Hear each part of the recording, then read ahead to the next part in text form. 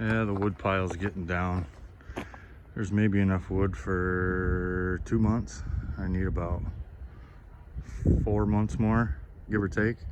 I have a lot of logs kicking around. Let's go grab the firewood processor and we'll make some more real quick. Got the tractor warming up in the pole barn. Here's all the logs I have. Those are just junk that I use to stack saw logs on for the sawmill. These are all dead ash trees I cut out of a lawn and drug home. Most of it will fit on the processor. Some of these bigger ones, like that. That's probably, that might fit 16. I think it'll take a 15 inch, 14, 15 inch if you get it just right. So some of those bigger ones won't fit, but probably 90% of that will. I've got 3 piles, plus I have a half a dump trailer load. So let's go check the processor out. Should be pretty close to enough to get me through. This thing hasn't been running at least a year. It's a DYNA. Forget what model it is. Right there. SC12 woodchuck. And it's got, if I can, got a single wedge. Slip that on for a 4-way. And then I also have a 6-way I can put on there for more or less. That's for like making firewood bundles, which I can do. I have a firewood wrapper. Here is supposed to be a plastic rod for, it's got holes. You can adjust it for different lengths. For my wood stove, I just run it all the way out till it just barely fits down through there, because that's, I don't know, 22, 23 inches. My wood stove will take, I think, 32 inches. It's an outdoor wood boiler, so this has a hydraulic log clamp on it. Run it by this lever. I'll show it all, get it going, if I can get it going.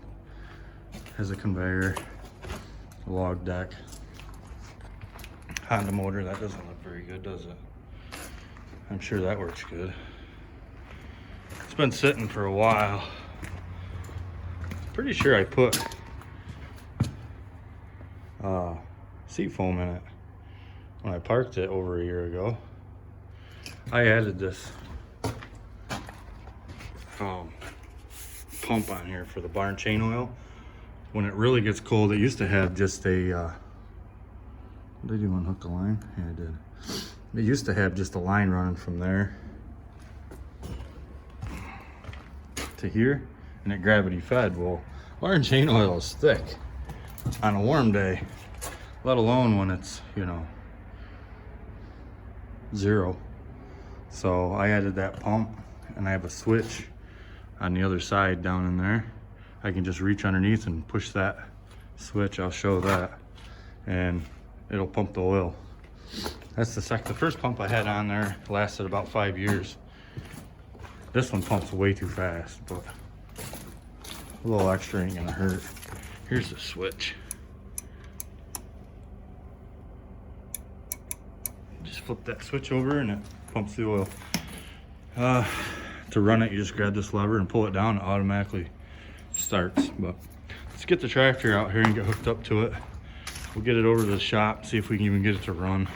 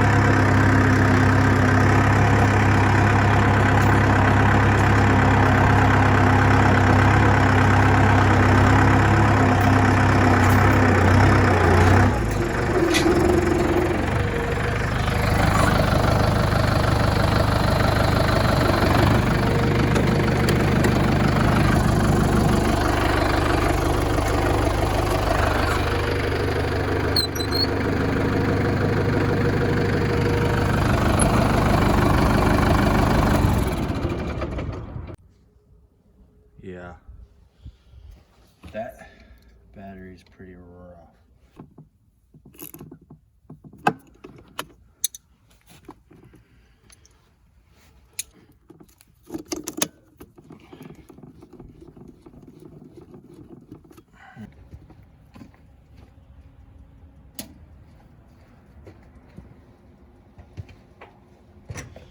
See if she'll chooch a little bit. Choke. If it starts, I'll let it warm up and then change the oil. There ain't but maybe 1 or 2 quarts in it. I don't have a filter, I don't think, but we still have fresh oil.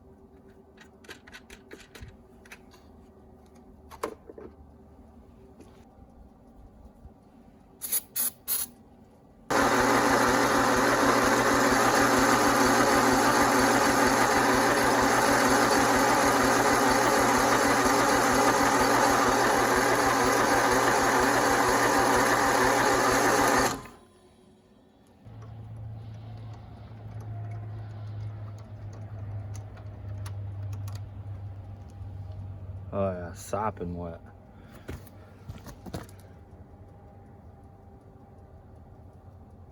It's soaked.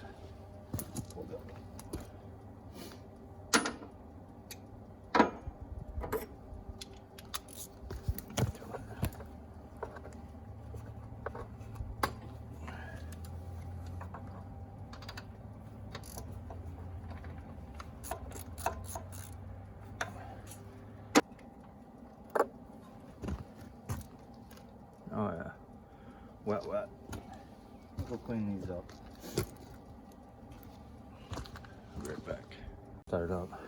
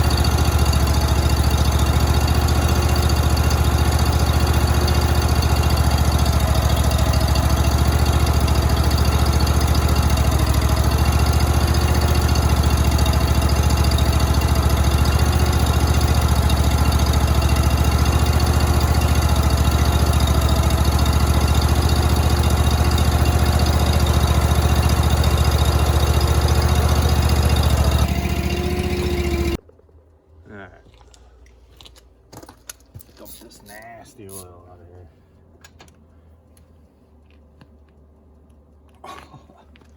What? Are you kidding me? There's no way it's that tight.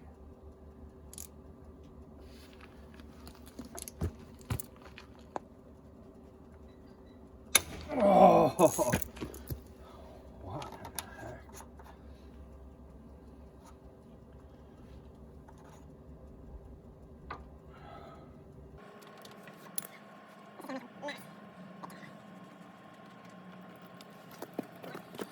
the heck?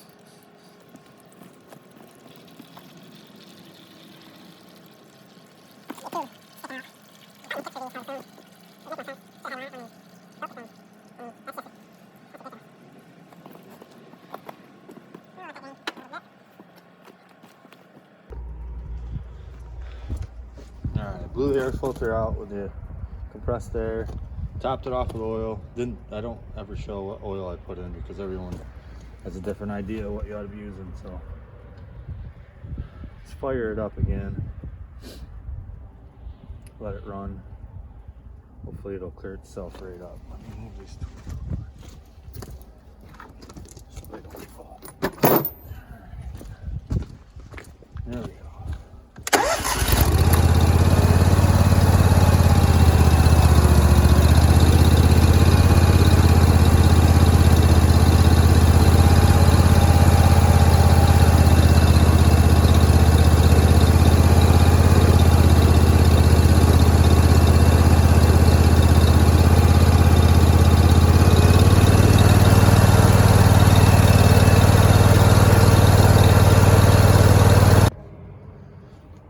Well, this chain needs a good sharpening. It's pretty dull. That's not terrible. I'm going to touch it up real quick and then start it up. I think I'm going to run most of that old gas out of it first before I add any fresh, and kind of use that up before I try to mix it in and then add seafoam to it. So let's go to time lapse.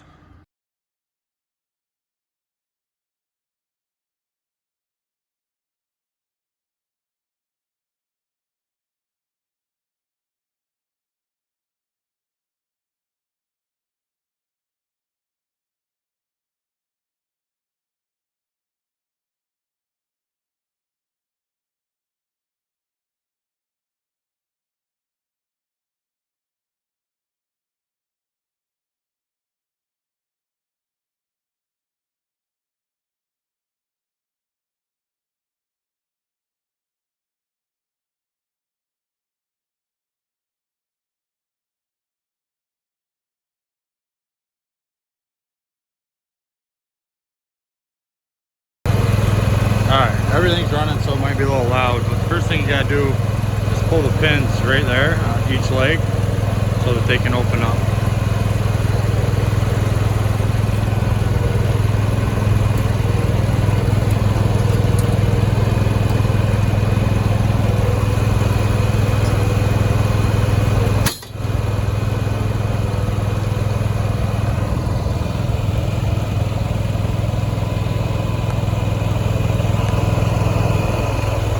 Then you take that same pin, you put it in that hole right there all the way through. That keeps it from...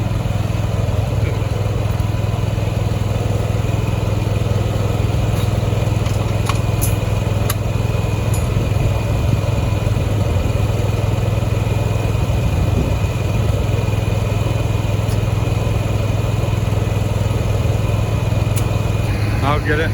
Then you can raise and lower your tongue jack to get this bed level like this. You just raise or lower that tongue jack.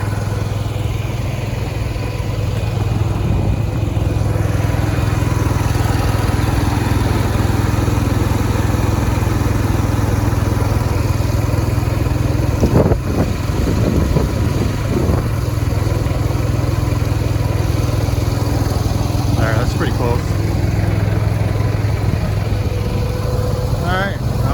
Some of that slab wood into the woodshed, and then I will put logs on the log deck.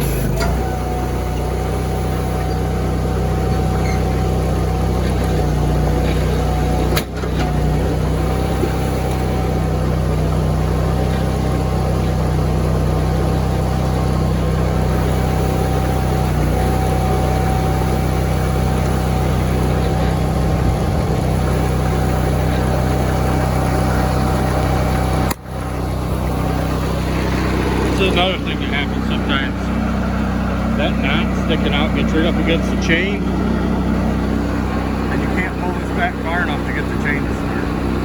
So I just loosen it up, roll it back, clamp it down. There you go.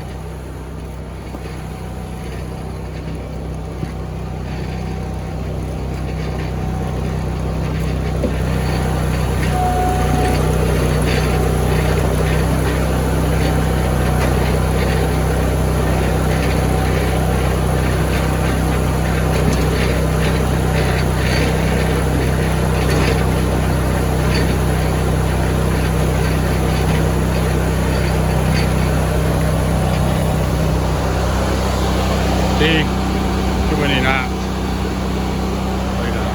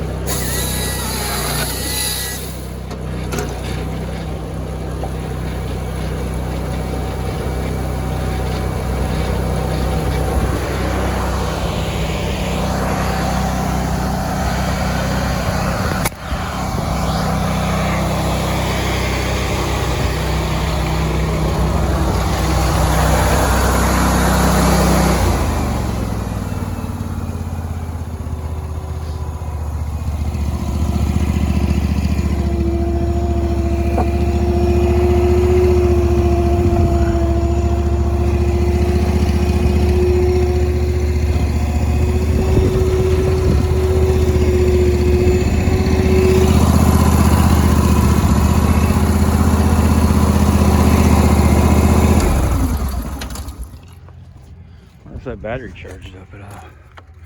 That did. Oh. Look at that, even the battery works.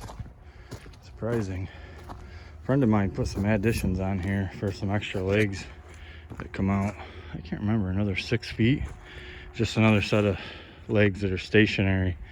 So if you were to get, say, a load of log length firewood, what was it, 24 feet maybe, you know, you cut those in half. Or actually no, I think you could load those on damn near full length without them tipping off. So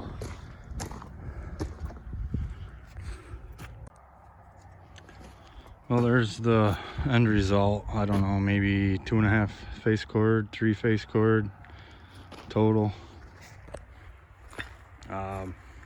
That's all. I mean, it might be hard to tell, but it's all 24 to 32 inch long wood. So I estimate about a face cord and a half for fill this log deck all the way up, heap it right full. I wasn't really going for production today as much as just showing how it works and what doesn't work. Big knots, crooked logs, stuff that barely fits through. I mean, you can see right there. That's where that log caught. When it came through, the knot caught it.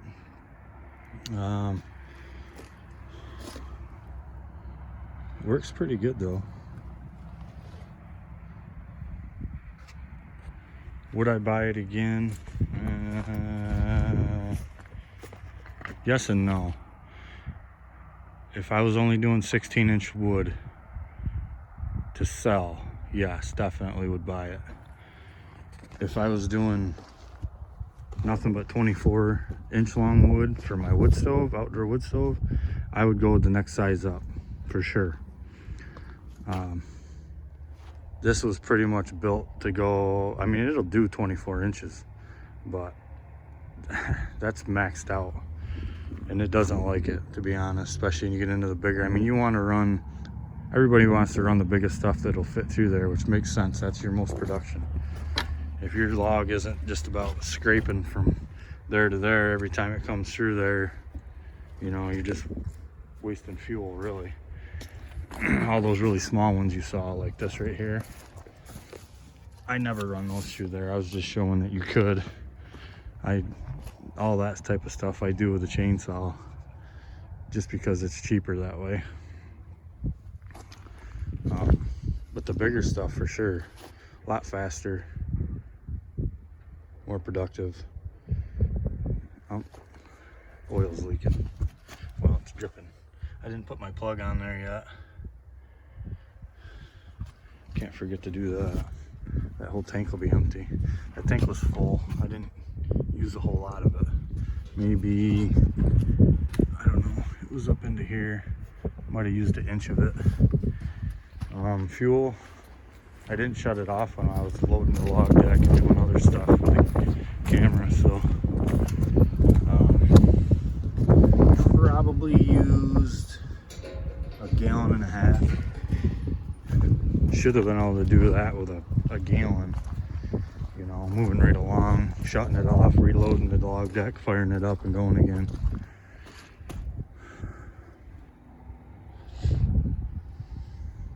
It's a good machine. I got the upgrades for this too.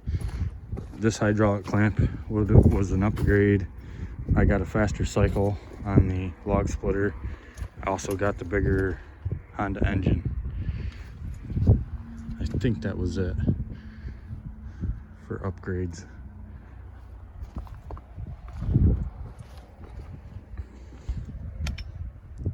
So if you have a 16-inch, 18-inch, 20-inch wood stove, that would be perfect. Get yourself a load of tracks, a load of firewood logs, you know, 6 to 14 inches in diameter ish. What'll fit through there? I got my 2 measure.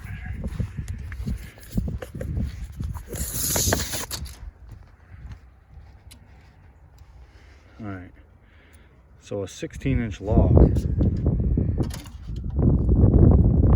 16 by 18 and a half would actually fit through the hole.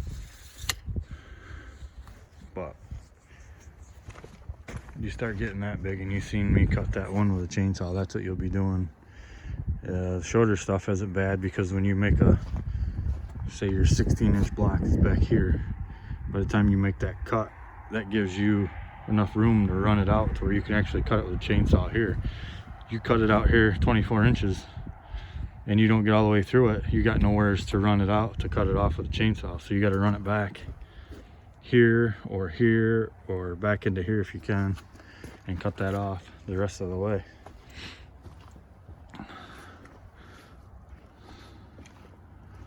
And these legs do fold down. When I got it, they actually fold down, and this would lay flat on the ground, and this chain would be at an angle coming down, and there was grab hooks, and it would go back and forth, a hook on each chain, so you could pull up to a log pile, run those legs down to a 45-degree angle, and